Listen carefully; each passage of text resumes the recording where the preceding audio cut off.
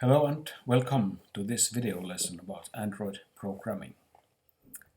Here we will study how to respond to touch events. So in practice that means that we have to have in our program we have to have a method called Untouched Event when we want to react to simple touch events, and then there are also mechanisms to react to more complicated touch events like long presses and flings and so on, and those are called gestures. So my name is Kari Laitinen, and we are going to study a couple of small apps that I have made for these purposes, and the first app is already running here. So it is an app like that there are balls on the screen, and you can, by touching the screen with a finger, of course I'm using the mouse now as I'm using an emulator, so you can then move the balls around the touch screen. So that's the first app that we are going to study. So let's start with that. I have already this app here in the editor, so it is a single Java file, and I also have set up Android Studio project for it. And if you would like to get this app for yourself, you can just do it so that you first go to my site naturalprogramming.com, and then through this Android icon you will find this page, and there is a link to simple Android applications, and there is this list of things, and there is this Java file with the long name moving balls with pointer activity.java. So if you would like to run that on your own computer, what you have to do is that you set up an empty Android Studio project, and then you just have to remember that you set the package name like this. And then in Android Studio project you download the file from here, so you can download it from with the right mouse button, and then you save the file in your project to the folder where there is this main activity file that is automatically created. And after that you also have to modify this Android manifest file. So you have to modify it so that you set the name of the main activity like this. And then after you have done that, you can just run the app. So I have already done everything, so we can start studying this thing.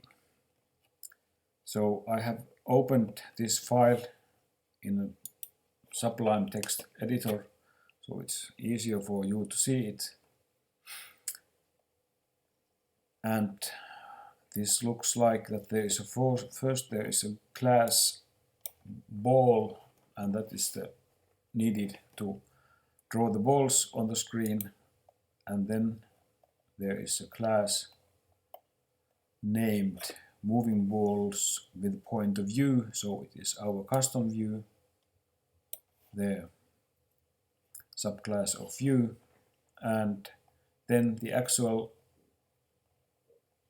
activity class is very short, so there is just over in the onCreate method, and there we create an object of this our own view class, and then we set that as the content view of the application. So when we work like this, we don't need an XML file for this app. So let's take first look at the view class,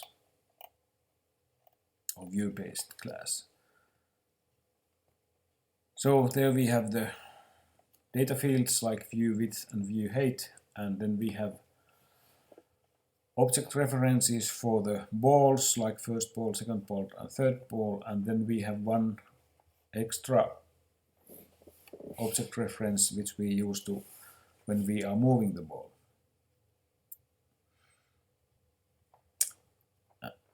And when we move the ball, we need to store always the pointer position there, so we use one point field for that. Well, there is a simple constructor, and then we have this in this size changed method. We will find out what is the real size of the view when the view is showing on the screen, and then we store that into our data fields, and based on this information then we create the balls. So there are 3 balls, first ball, second ball, and third ball, and when we create the balls we give the x coordinate and the y coordinate for each ball, and we also give the color for each ball. And at the beginning we specify each ball has the same x coordinate, but we set the y coordinates so that the balls are in a vertical row. And then we have the touch event method. And at the end we have the onDraw method, and it's very easy to draw the balls because each ball knows how to draw itself. So we will study this ball class a little bit later. But let's take a look at now this onTouch event. So this is the method that is needed when we want to react in our custom view to the events on the touch screen, or the simple events like action down or action move and so on. So this method is automatically called when a touch event takes place, and we get automatically this motion event object as a parameter, and from this motion event object we get information about what were the conditions when the touch event took place. So we can first use the method getAction to find out what was the action that caused this event. So if it is the action down, it means that we must start moving the ball.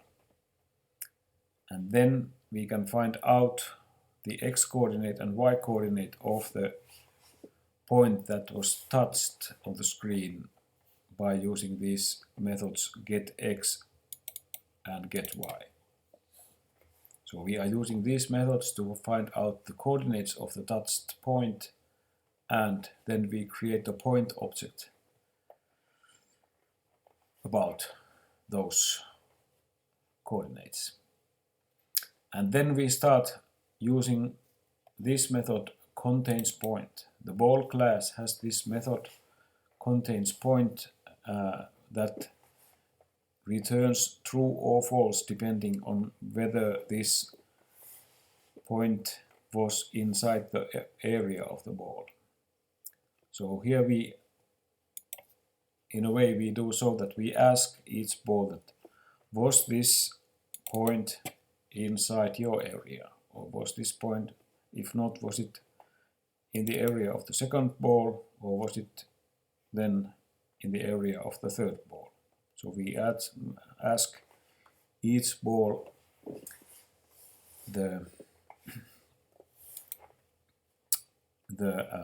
this information, and if some of these calls returns true, we can decide that, well, now we must move the ball, and we set this, as you remember that we have this extra object reference here, we make this point to the ball that needs to be moved. So after this if construct has been executed, this ball being moved can point to some ball object or not. And this ball object is then activated.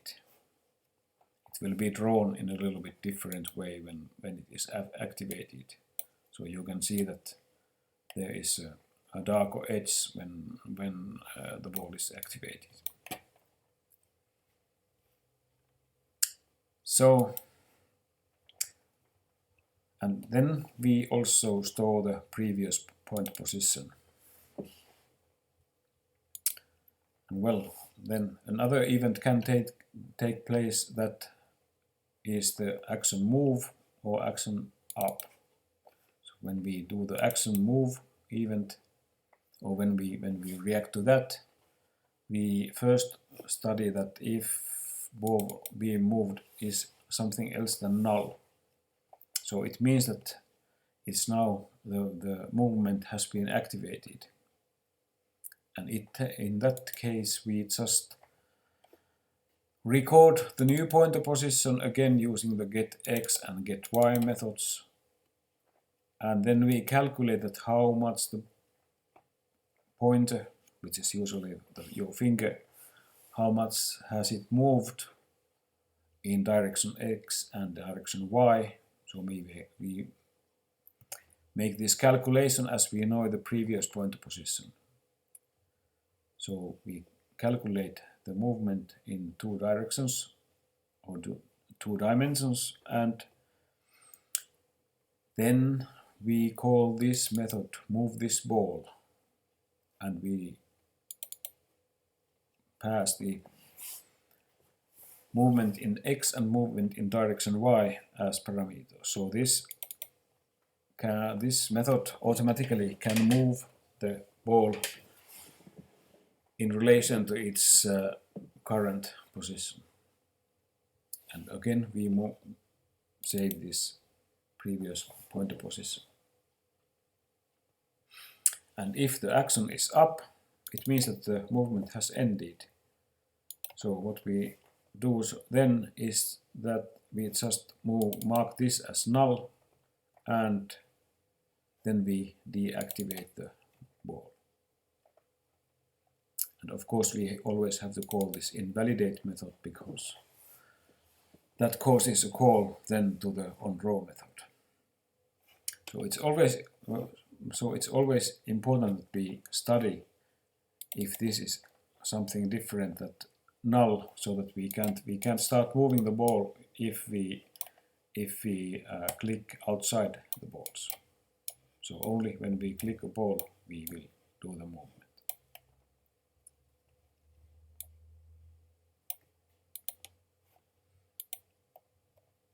And this method returns true, but because it is a Boolean method. So this is how we move the ball and react to touch events. So if you Google Android and motion event, you will find that what other things are available in this class. Let's take a small look at this ball class. Then, so this is now a general purpose class, so that it represents a ball that knows where it is located, it knows its center point, it knows its color, and it knows its diameter, so it can then draw itself. And of course there are many methods that we don't use in this program. So you can activate the ball and deactivate the ball. And of course there is the constructor, and then we were using this method move this ball, and we gave it two parameters, the movement in direction X and movement in direction Y, and it just adds these these values to the current center point of the ball. There would be also another method to move the ball into certain position. Well, there you could shrink the ball, you could enlarge the ball, you could set its diameter, its color. But this is also an important method, contains point, that we were using. So, and it gets some point as a parameter, and we can then calculate the radius of the ball, and then we simply calculate the distance from the point to the ball center. And for that we can use the good old theorem of the famous Greek Pythagoras. I don't know how to pronounce that in English, but I think everybody has been learning that at school.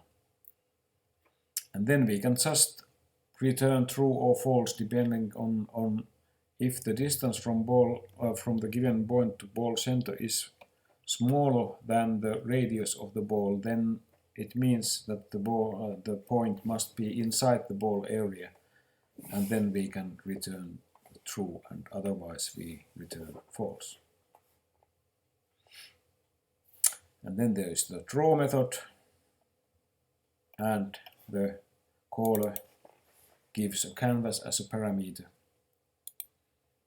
and then we specify the filling paint and outline paint, and then we use the canvas method draw circle to draw the ball. And if the ball is activated, we set the stroke width to 3, which means that it will have a thick line or thick edge. And we use the outline paint to print the edge of the ball. So this is how this app works. And as I said earlier, you just must set this as a package name when you run this on your own computer, in your own Android studio. And of course there are some problems with this application, like that if you're going to move these balls like this, they don't really always, the blue ball is always the topmost ball, because the reason for that is that they are drawn then in this certain order, so that the third ball, which is the blue one, is always the last one that is drawn. Okay, that is one app. But as I said at the beginning, we have another app that's also related to reacting to touchscreen events, and also that app is now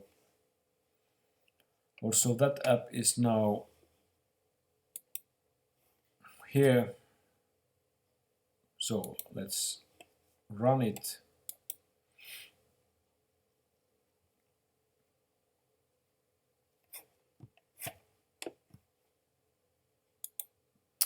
So this application says that with this application you can explore which gesture events take place when you play with the touch screen. So if I tap it quickly, 2 events take place: on down, on single tap up. Well, a show press event can also take place, and then if I do a longer pressing, a long press event takes place. And I can also do this kind of movement, so then I receive many scroll events and then one fling event. So this now can detect the so-called gestures which are made on the touch screen. So let's take a look at this program, and also this program is such that it's single here, in this list of programs, it is a single Java file, and it's called gestures demo activity. So if you want to use this program on your own Android Studio, you just specify a project and empty Android application, and then you must use this gestures demo as, or this as your package name.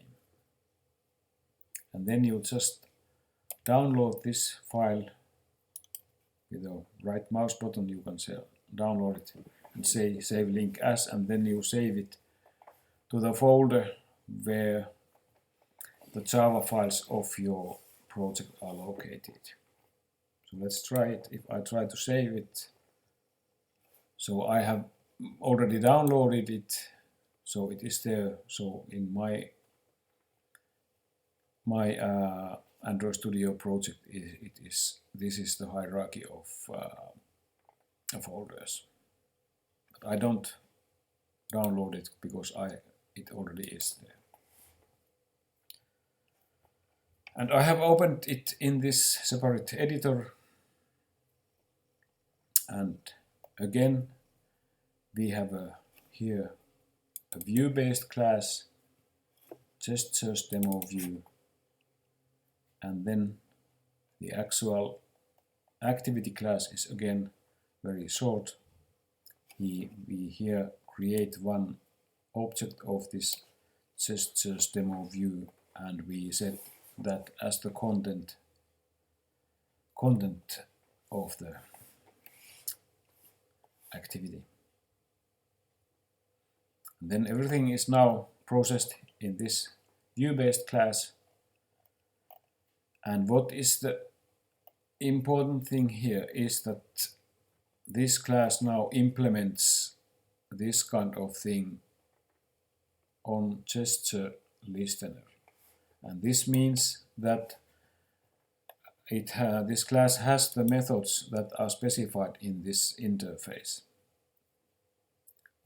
And we here also have a gesture detector object reference, and when this is created, this view is created, we create this gesture detector object this way,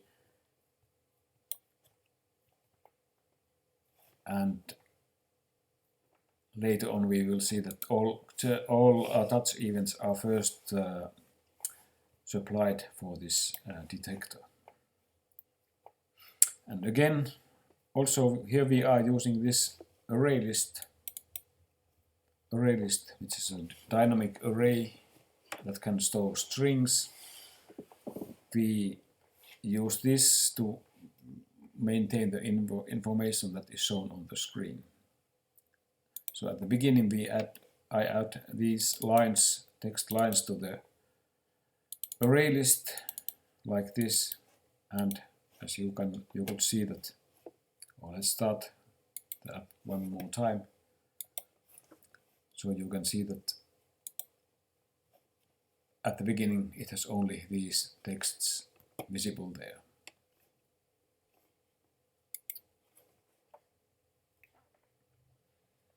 And then we have a lot of methods. We have an onDown method, we have an onFling method, we have an onLongPress method, onScroll method, onShowPress method, and onSingleTapUp method. So all these methods, they belong to this information or this interface that was specified at the beginning. So it is inside the gesture detector is this interface specified. And in Java, when a class implements an interface, all methods belonging to that interface must be present in the class, although some of them were not used at all. And we still have this Untouched Event method here. But this Untouched Event method doesn't do actually anything here. It just receives these motion events, but then it passes these motion events to the gesture detector object like this, and then this detector then decides that what kinds of events happens or what kind of gestures are made, and then that then activates the calls to these other methods. But this must be here in order to make this thing to work. And then we have this onDraw method, which draws everything to the screen. We have now only text there, so it's text paint. We specify text size, and then this works so that it prints all the text lines that are stored into this ArrayList array.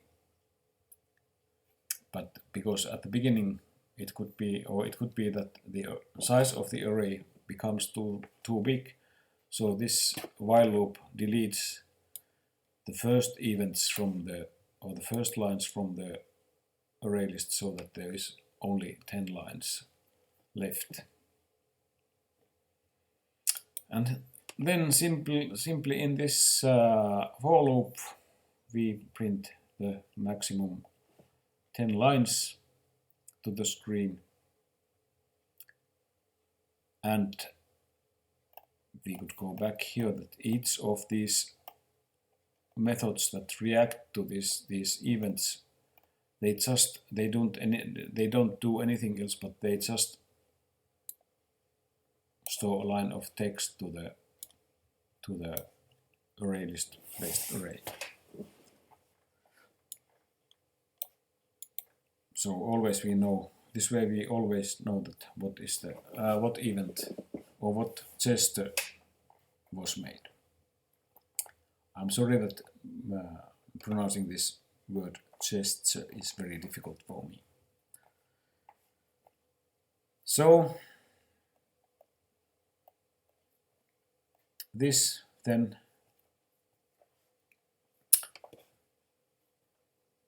prints these texts, and it changes the text color depending on what is the event or what is the text there.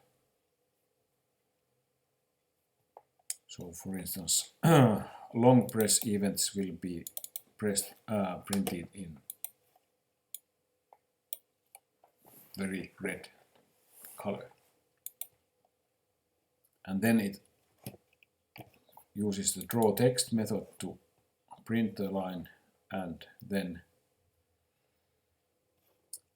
it calculates proper position by using the line index. So this is how we can detect gestures.